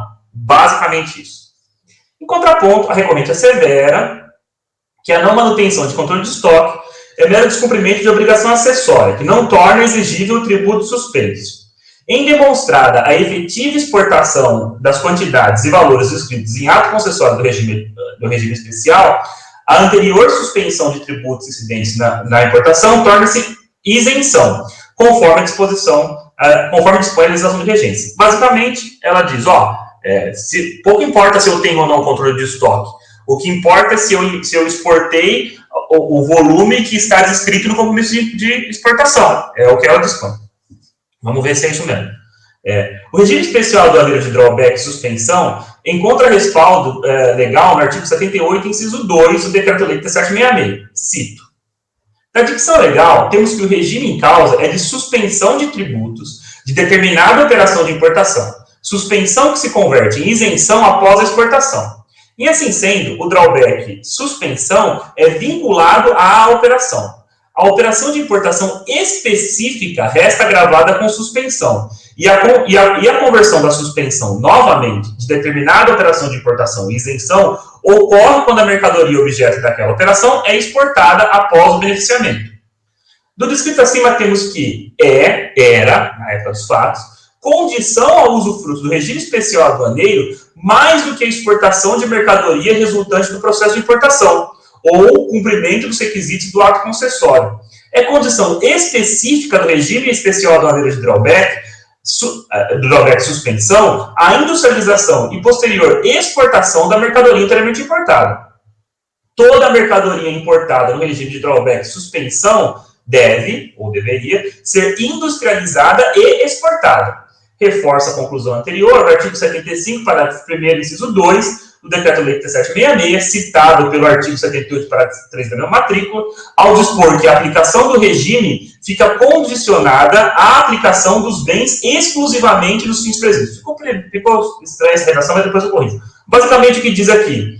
O artigo 75 do 78 do Regulamento Aduaneiro ao Tratado do Drawback, ele diz assim: aplicam-se a este artigo no que couber as disposições do parágrafo 1º do artigo 75. E aí o parágrafo 1º do artigo 75, ele diz assim: a aplicação do regime de admissão temporária, que também se aplica aqui ao drawback, por expressa disposição legal, ficará sujeito ao cumprimento das seguintes condições básicas: utilização dos bens dentro do prazo previsto da concessão e exclusivamente nos fins previstos. Então, a importação que era feita para drawback, o produto que nela constava, deveria ser usado exclusivamente para os fins de drawback. Prossigo. Em assim sendo, a vinculação física entre o bem importado e exportado era regra e não princípio. Condição da conversão da suspensão do drawback em isenção do drawback. Tratando-se de condição para isenção, a vinculação física deve ser demonstrada pelo beneficiário, no caso, a recorrente, nos termos do artigo 179 do CTN. Retornando ao caso concreto, como prova da exportação de toda a mercadoria importada, a recorrente traz aos autos extratos das declarações de importação, das notas fiscais de saída dos produtos e dos registros de exportação, indicando os respectivos atos concessórios do campus próximo. Contudo, tais documentos demonstram que a recorrente, aparentemente, exportou em quantidade e valor as mercadorias descritas em atos concessórios, e não que as mercadorias exportadas eram compostas das mercadorias importadas apenas.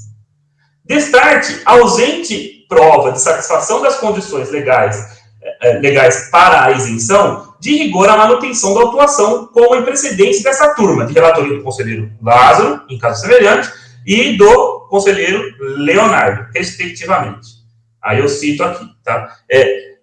Eu não acho que o livro de controle de estoque seja prova única para demonstrar o cumprimento dos requisitos do drawback, mas eu acho que tem que provar. Tem que me trazer alguma coisa que me demonstre que efetivamente toda a mercadoria que ele importou foi toda a mercadoria, e não que tem mercadoria de origem nacional, toda a mercadoria que ele importou foi posteriormente exportada. Matutando aqui, por exemplo, se ele trouxesse um livro de registro de entrada e tivesse só a entrada de mercadoria importada, efetivamente toda a mercadoria que ele importou, posteriormente seria mandado embora para o Brasil. Não teria nada além disso, né? Livro de entrada, livro de saída, aí teria especificamente demonstrado que tudo que entrou posteriormente saiu. E aí, por fim, passando esse tema, esta casa editou súmulas vinculantes acerca de decadência de drawback e suspensão, 156, e da prescrição intercorrente, súmula 11, que são duas coisas que ele alega. A decadência em regime de drawback e suspensão conta-se a partir do 30º dia, 31º dia após o encerramento do ato concessório, a partir daí que contam os 5 anos, e a prescrição intercorrente a gente sabe que não pode reconhecer por meio da súmula 11 desta casa. Então, eu admito, porque o recurso é tempestivo, e conheço e nego o provimento. Lázaro?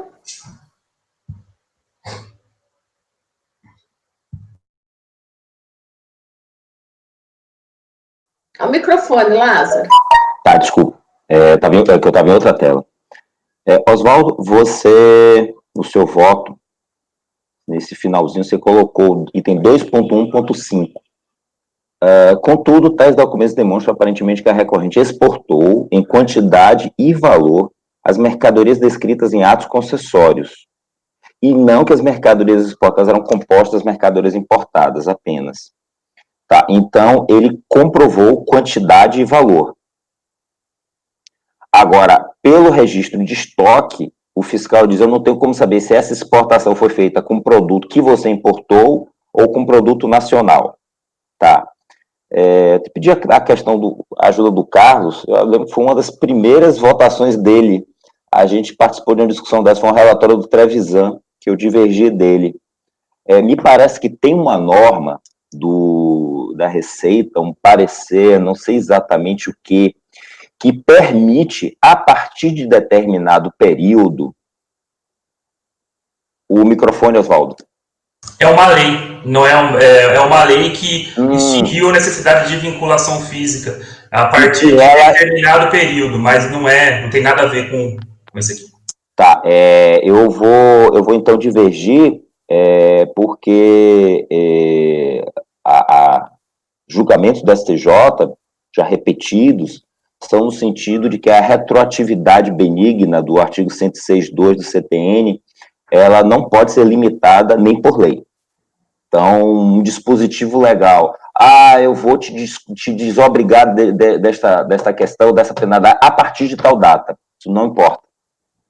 Se você está desobrigando de uma obrigação de fazer, de cumprimento de uma obrigação, de uma penalidade, ela deve retroagir. Então, eu já tinha manifestado isso, fui vencido naquela época, mas permaneço com esse entendimento.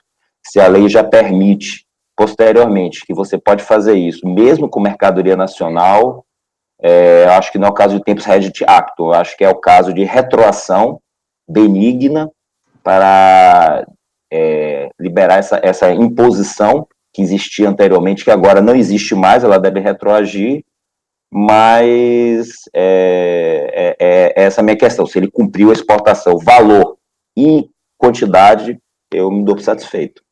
Fernanda. Não, o Lázaro já adiantou boa parte do que eu ia falar, eu só queria então, para agilizar, registrar que eu aplico a súmula CARF 156 por obrigação, porque eu acho ela um verdadeiro absurdo, porque não tem nenhum motivo para começar a contar o prazo de decadência no exercício seguinte. Isso daí foi algo que a Receita fez a favor dela, que não faz o menor sentido.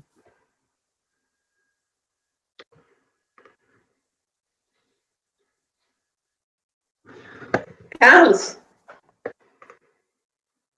Eu acho que aqui, no meu ver, não seria caso de retroatividade benigna, porque não houve mudança na cominação de penalidade, houve uma mudança de regra de regime. O regime era agora o regime é diferente. Quem gozou de um regime no passado, gozou de um tipo de regime, que é o caso dos autos. Quem está gozando de um regime agora concedido após a lei, está gozando de um regime com regras diferentes, desde a sua concessão. Quem pleiteou, foi beneficiário de um regime no passado, acordou com um compromisso de exportação vinculado à regra da vinculação física, e sabia disso. E tanto que foi ao Legislativo, ao Judiciário, etc., pleitear a mudança do regramento do regime. E conseguiu, através de uma lei, mudar o regramento do regime.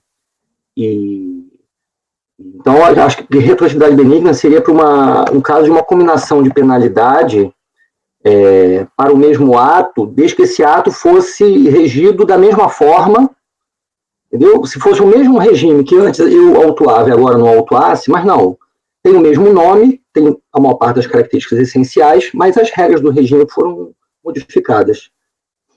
Eu acompanho o Oswaldo. Oswaldo. Só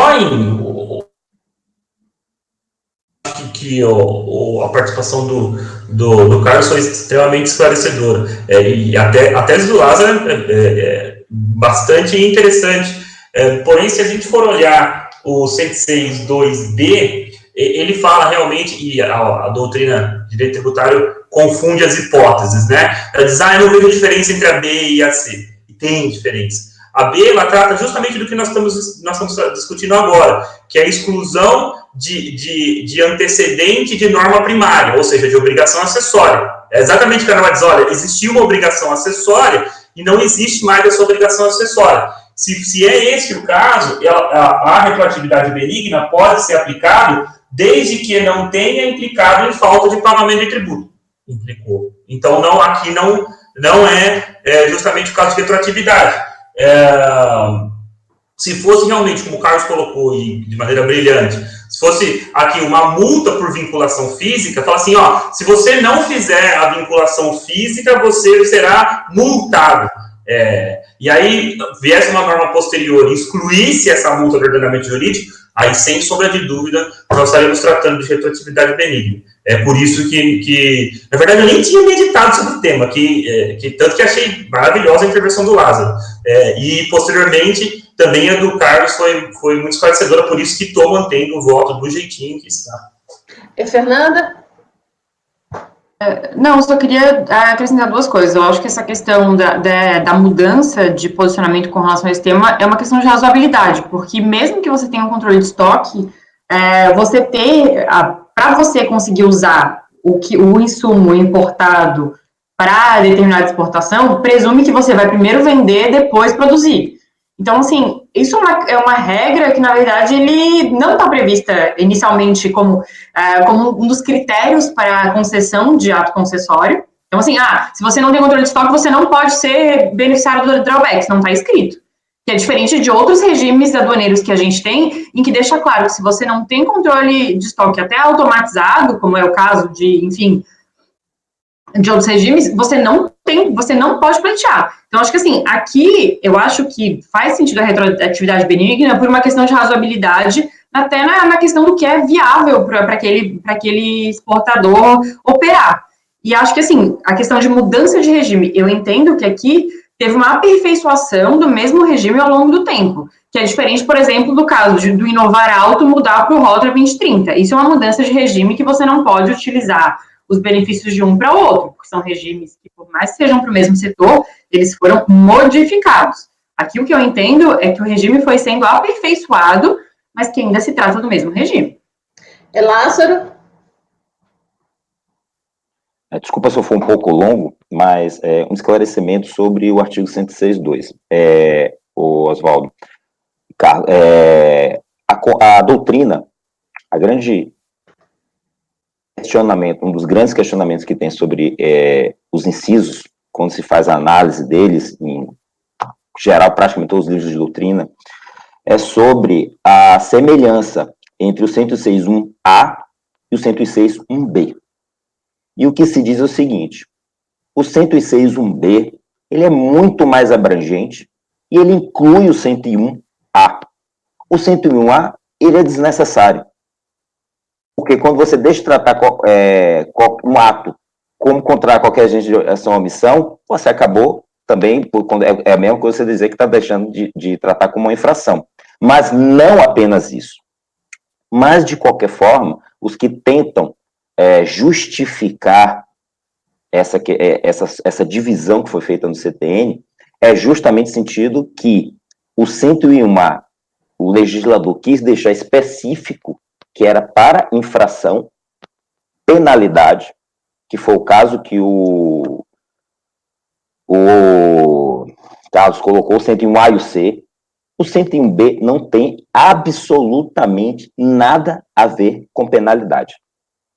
Ele fala em qualquer ato que deixe, quando a lei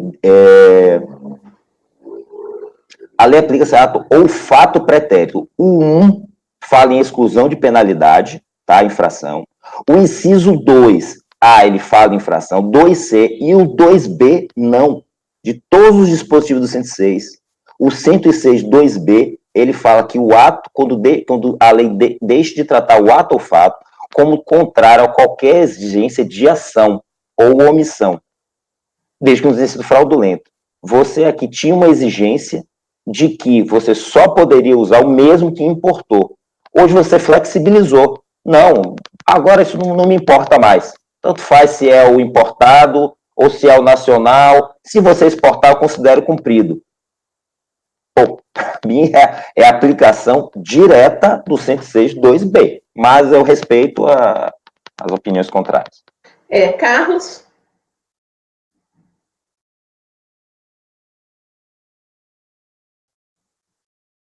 O microfone. Microfone, Carlos. Eu não vou me estender para não alongar a discussão, mas a gente acabaria entrando nas diferenças de direito aduaneiro com direito tributário. Então, vou me restringir a acompanhar o Oswaldo. Oswaldo. Acho que são só 4 agora esclarecimentos com o que o Carlos disse. Respondendo a Fernanda, ela disse, não existia na norma a obrigação de vinculação física. Existia. Eu discorri exatamente sobre isso, no 75, parágrafo 78 e 75, parágrafo 1º. Gestão de estoque. A norma previa a obrigação de vinculação física, esse é ponto 1, pelo menos pelo meu entendimento. Ponto 2, sobre a norma não dizia que é obrigatório o controle de estoque. Eu não estou dizendo que a norma dizia que é obrigatório o controle de estoque. A norma dizia que é obrigatório ele provar que toda mercadoria importada foi posteriormente exportada. É isso que a norma dizia. E ele não pode ser por controle de estoque, pode ser porque ele é uma pessoa jurídica exclusivamente importadora, exportadora, pode ser porque ele está dentro de uma ZFM, qualquer coisa para mim vale.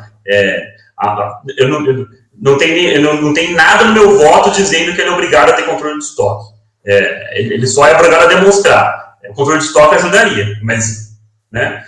E 3, a diferença entre o A e o 106.2A e 106.2B, primeiro que o Lázaro colocou muito bem, demonstra que tem realmente conhecimento da doutrina. Pelo que li da doutrina, a doutrina é isso mesmo, ela dispõe a identidade entre o A e o B, ao meu ver, a partir de uma interpretação equivocada de teoria geral do direito.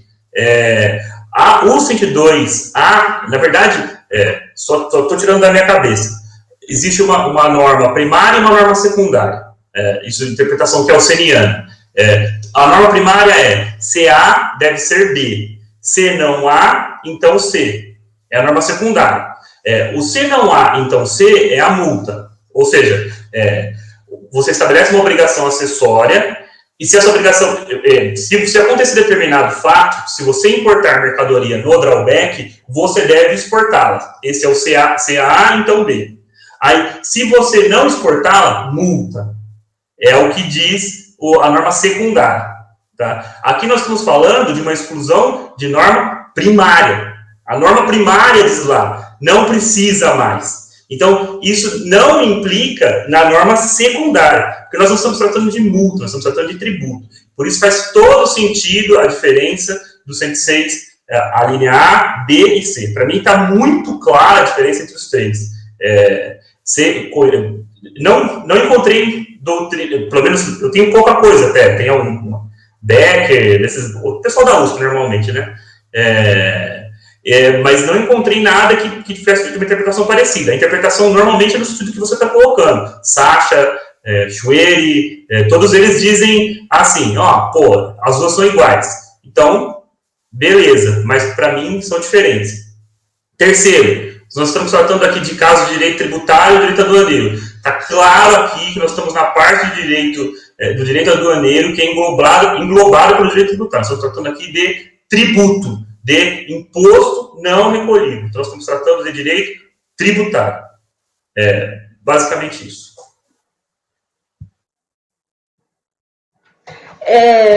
Lázaro, você quer falar mais alguma coisa? O microfone, Lázaro. Uma pergunta e um esclarecimento. A pergunta é para o Carlos, e até para o Oswaldo, pode ser também essa questão, você colocou aí, Oswaldo, mas, Carlos, você falou que haveria diferenciação do direito tributário do direito aduaneiro. Existe alguma norma do decreto 3766 específica que trate do mesmo tema do 106, que o caso 106, pelo que eu entendi, você diz o 106 ele não se aplica porque a gente está tratando de direito aduaneiro, e o 106 é para o direito tributário.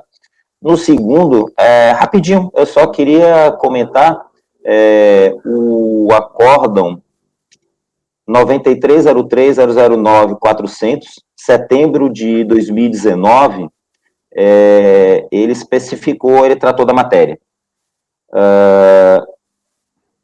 A especificação do impedimento de retroação está numa portaria, não está na lei. O voto foi aqui. Finalmente, a portaria conjunta RFB-SASEX, número 1618 de 2014, alterou a portaria 467 de 2010 para Item A, flexibilizar o princípio da identidade, determinando a aplicação do conceito de mercadoria equivalente. E B, porém, em seu parágrafo 6º, restringiu essa aplicação a fatos geradores ocorridos a partir de 28/7/2010. Então, não foi nem em lei que foi feita a restrição, foi através de uma portaria, só reforçando. E essa votação foi uma votação por qualidade, tá? Hoje, inclusive, teria prevalecido o entendimento de que há retroatividade benigna. Foi 4-4 lá.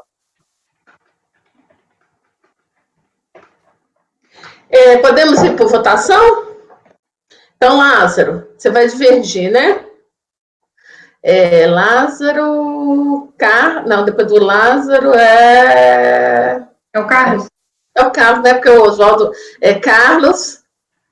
Eu votei acompanhando o Oswaldo. Essa questão da portaria, se não me engano, foi para dar segurança jurídica, porque o CARF aplicava tinha turmas do CARF dando vinculação física, outras não, judiciário, e a administração precisou estabelecer um ato para pautar a posição dela, entendeu? E essa questão da razoabilidade que a Fernanda colocou faz todo sentido. Isso foi levado para o âmbito correto lá no legislativo, no judiciário, e acabaram ganhando, né? Só que eles ganharam de uma forma, uma lei com a vigência para frente, né?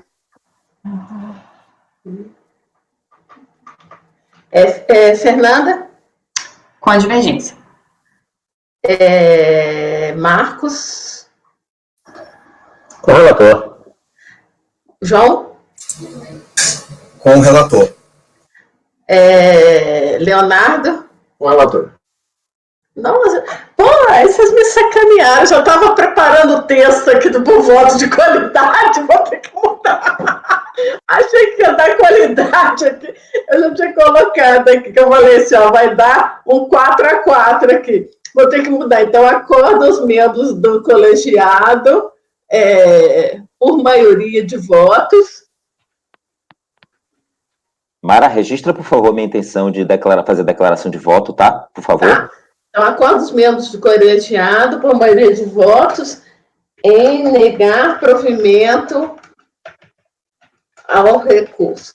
Por isso que não é bom ficar tentando adivinhar como que cada um vai votar, né? De votos negar provimento ao recurso. Vencidos os conselheiros Lázaro e Fernanda.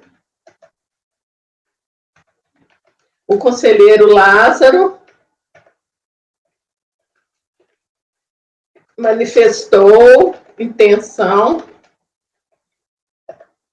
de apresentar declaração de voto. Mara, você travou, viu? Pelo menos para mim. Travei? Para mim não. Para mim não. Acho que você deve ter caído rapidinho. Então foi só para mim. Mas eu tô te ouvindo bem, eu tô te ouvindo. Não, para mim a imagem dela travou também. Travei? Não, mas aqui tá verdinho. Então ficou assim: acorda os membros do colegiado por maioria de votos em negar provimento ao recurso. Vencidos os conselheiros Lázaro e Fernanda. O conselheiro Lázaro manifestou a intenção de apresentar a declaração de votos, tá certo? Então, agora a gente vai para o processo 427 da pauta, processo 12.719.002862-2010-40, recorrente Renar Móveis LTDA. A gente já jogou alguns processos da Renar no primeiro dia, mas esse é diferente, tá? Esse é importação, por isso que está separado. Pode ler o relatório, vota, Oswaldo.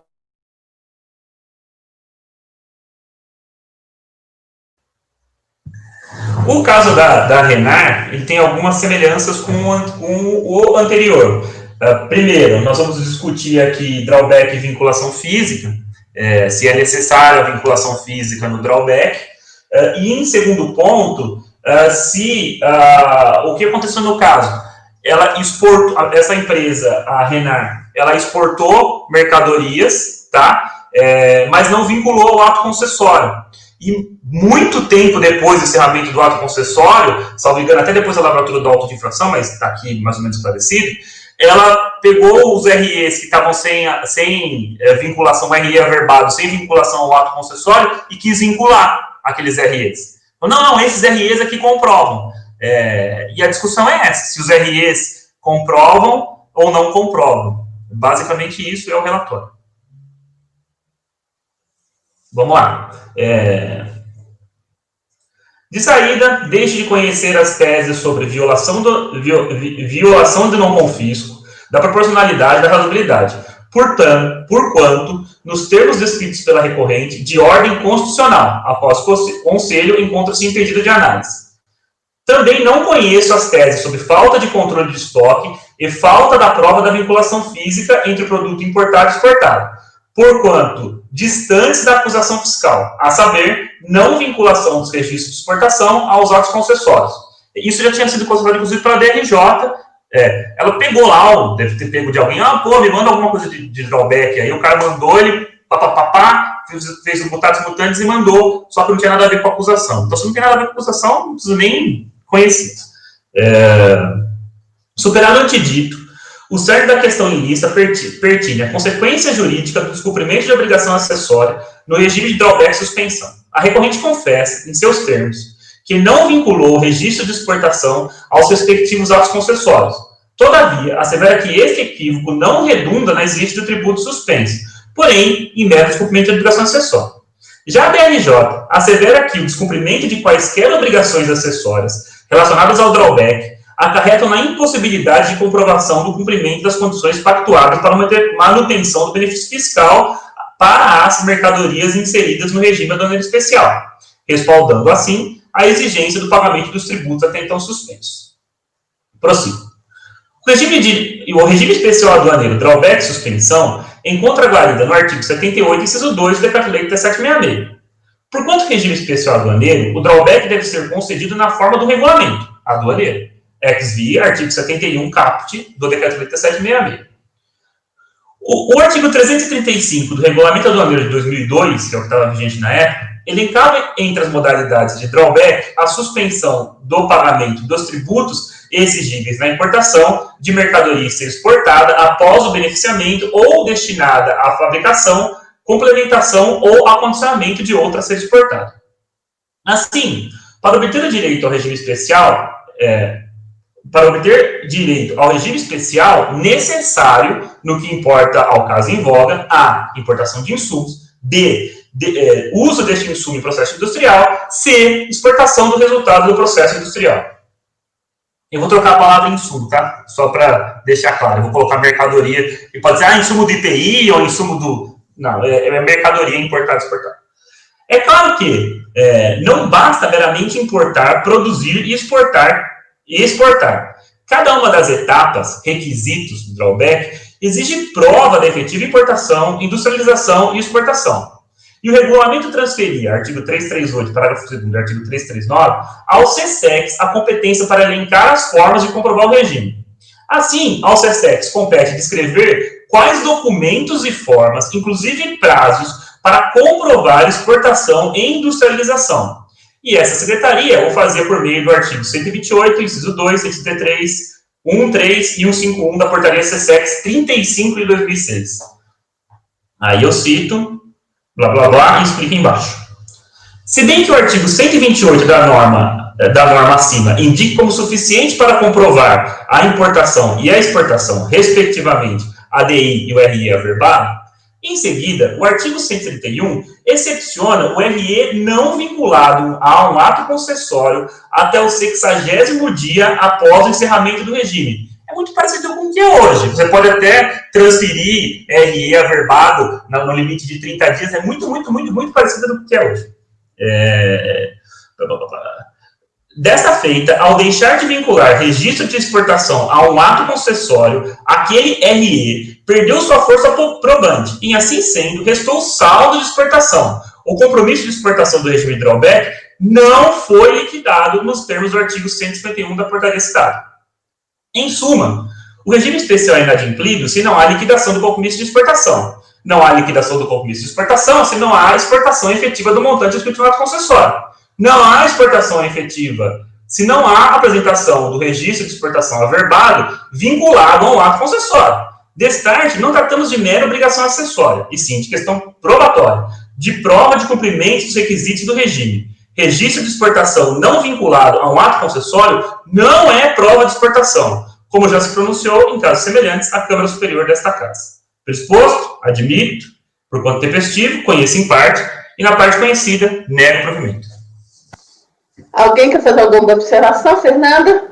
Na verdade, eu queria só um esclarecimento de fato. O que foi lançado aqui foi o tributo, multa e juros. Então, assim, teve, na verdade, um descumprimento de obrigação acessória, mas ele está cobrando tudo. Tá? Então, eu discordo. Eu acho que, assim, aqui é uma questão de verdade material para pagamento de tributo. Então, tendo a exportação, ok, eu acho que aqui caberia a multa por descumprimento de obrigação acessória, mas não a cobrança do tributo em si. Tá. Eu só entendo que, como eu coloquei na linha de raciocínio, eu entendo que ao ele deixar de vincular o RE a um ato concessório, ele não demonstrou que cumpriu o compromisso de exportação. Se ele não demonstrou que cumpriu o compromisso de exportação, isso restou um saldo de importação que não está regularmente exportado. E a partir daí é possível exigir os tributos. Por isso que eu não entendo. Tudo que foi discutido justamente essa questão da obrigação acessória. Para mim, não se trata de mero descumprimento de obrigação acessória.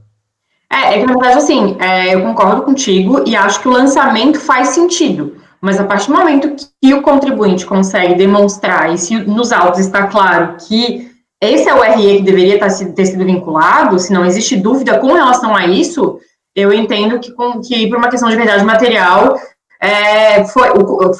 o regime foi cumprido. O que não foi cumprido foi o dever de informar, né? Na verdade, eu nem desci muito sobre esse tema, até porque para mim não era, pela minha conclusão, eu parei antes. Mas também me parece que seria exigir um tanto demais da fiscalização que ela ficasse correndo atrás de registro de exportação do cara. E eu também não sei se é o mesmo produto, eu não vi se é o mesmo produto, se é a mesma qualidade de produto, se está previsto no laudo. Aí eles precisam de uma prova bastante robusta para demonstrar, não só apenas trazer o RE, você tem que trazer o RE, aí você vai trazer o RE, você vai ter que trazer o laudo, vai ter que trazer o AC, vai ter que trazer a prova de que os volumes se complementam. Isso, então não está claro. Existe só o. Então tá, então eu te acompanho. É que eu achei que estivesse claro que era aquele RE, que a única questão aqui era a informação não ter sido prestada. Não está claro, nem o contribuinte se preocupou muito com isso, porque a questão realmente parou antes. Ele só perguntou, tá aqui meus REs. Eu pedi para fazer o complemento. Então aí eu acho que foi aí uma carência na defesa do contribuinte, eu vou votar contigo então. Marcos. Oswaldo, só para confirmar, essa diferença, o que está sendo lançado aí, cobrado, é a diferença daquele valor que foi importado e o RE que consta parcial, vamos dizer assim, dos valores que foram. Tá bom, é só para confirmar. Mais alguma observação? Então vamos para a votação. Lázaro? Acompanho o relator. Depois o Lázaro. Carlos? Acompanho. Fernanda? Acompanho o relator. Marcos? Acompanho. João? Acompanho. Parabéns, Oswaldo. Leonardo? O relator. Eu também acompanho, então acordo os membros do colegiado por unanimidade de votos e negar provimento. Eu tenho colocado conhecer aqui, né? Por unanimidade de votos, conhecer em parte o recurso e na parte conhecida, negar provimento. E aqui eu cito de novo um acórdão que o relator é o conselheiro Otacílio Dantas Cartacho e o conselheiro vencido é o José Lenz Carlucci, né? Coisa mais linda da Terra, a gente vê um negócio desse. Pois é, mas tem muito acordo mais recente sobre isso, viu? Os argumentos de Dutra, de 1980 na data lá, Eu acho que ele põe Carlucci lá no relator. Aí vem todos do Carlucci. Em Gente, vamos dar um intervalo? Vamos dar um intervalo para beber uma água?